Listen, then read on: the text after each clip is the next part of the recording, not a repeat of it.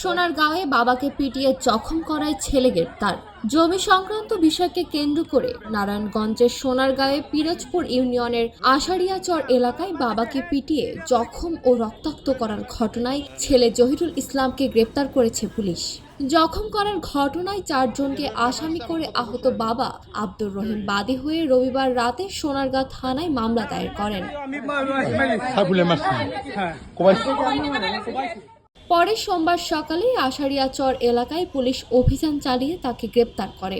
এর আগে রবিবার দুপুরে বাড়ির সামনে প্রকাশ্যে রাস্তায় ফেলে আশারিয়াচর গ্রামের 70 বছর বয়সী বৃদ্ধ আব্দুর রহিমকে লাথি মেরে মাটিতে ফেলে পিটিয়ে মারাত্মকভাবে রক্তাক্ত করে ছেলে জহিরুল ইসলাম, সাইফুল ইসলাম ও মেয়ে হালিমা আক্তার।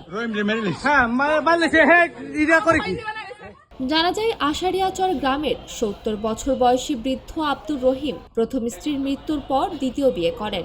দ্বিতীয় বিয়ে করার পর থেকে তাদের সংসারে অশান্তি শুরু হয়। সম্প্রতি আব্দুর রহিম তাদের বাড়ি বিক্রি করার সিদ্ধান্ত নেন। এ নিয়ে ছেলে মেয়েদের মধ্যে ক্ষোভ তৈরি হয়। গত রোববার দুপুরে বৃদ্ধ বাবাকে একা পেয়ে বাড়ি বিক্রির কারণ জানতে চান। এ নিয়ে তাদের মধ্যে কথা কাটাকাটি হয়।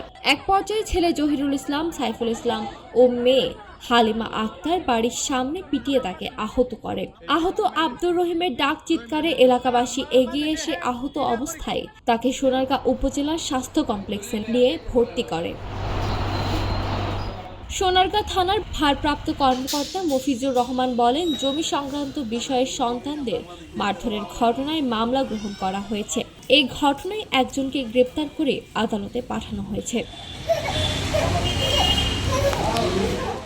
খবরের কাগজ, নিখাত, নির্ভীক, নিরপেক্ষ।